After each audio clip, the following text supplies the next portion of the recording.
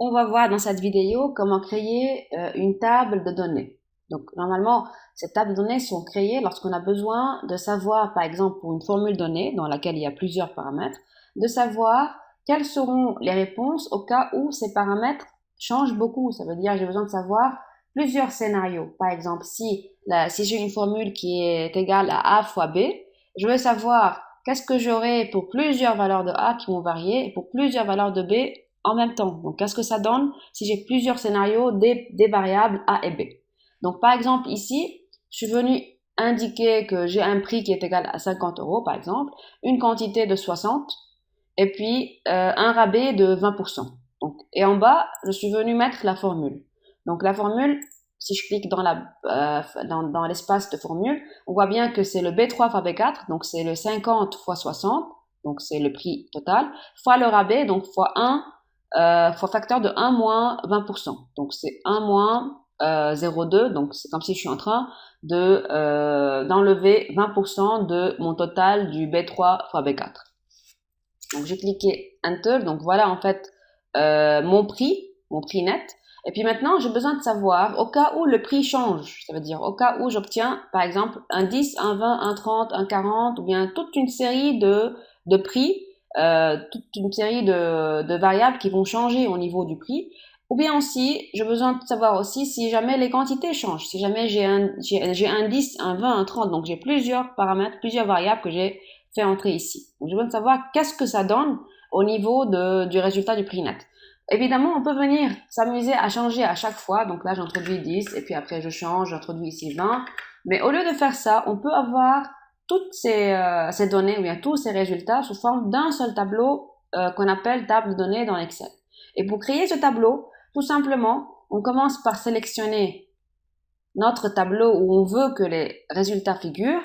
Gardez en tête qu'il faut absolument avoir la première ligne qui contient les variables qui vont être variées. Par exemple, dans notre cas, c'est le prix. Et puis, dans la colonne, la deuxième variable qu'on est en train de jouer avec. Et absolument, il faut avoir à l'intersection la fonction. Ça veut dire la fonction qui contient les deux paramètres que je suis en train de faire varier. Et puis après, on va dans Données, Analyse de scénario, Tableau de données. Et puis là, tout simplement, ce qu'on doit faire, c'est entrer la cellule d'entrée en ligne. Et puis, quand je dis cellule d'entrée en ligne, ça veut dire que dans mon cas, c'était le prix. Et puis, dans la formule ici, le prix, c'était la cellule qui est là. Donc, c'est ça, en fait, la cellule d'entrée en ligne. Parce que je veux que Excel comprenne que dans ma formule qui est là, le prix, c'est en fait la valeur qui est là. Et puis, pour la colonne, donc cellule d'entrée en colonne, c'est en fait les quantités. Donc, c'était la quantité qui est là.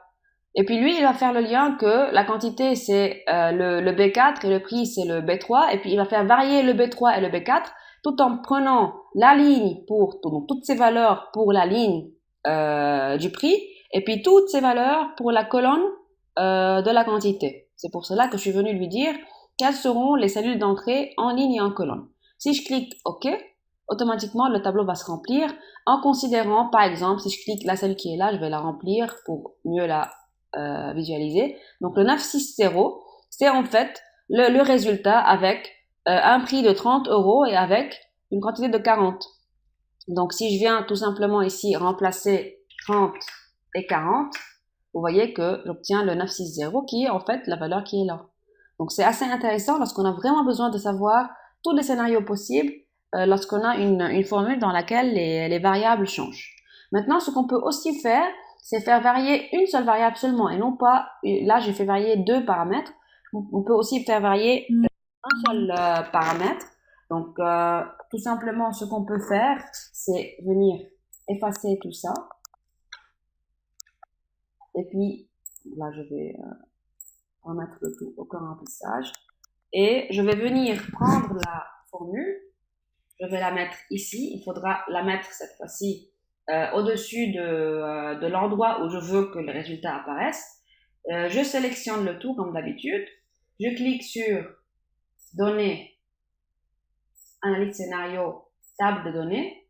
Cette fois-ci, je n'ai pas de cellule d'entrée en ligne parce que je suis en train de faire varier une cellule d'entrée ou bien une variable qui est mise en colonne. Et puis, je viens uniquement remplir ici la cellule d'entrée en colonne qui est la quantité. Je clique sur la quantité. N'oubliez pas que la quantité, c'est la cellule, c'est le B4 qui figure dans ma cellule de référence. Et puis, Excel va venir prendre toutes ces valeurs, les remettre dans la cellule qui est là et puis me donner des résultats dans les cellules qui sont vides ici.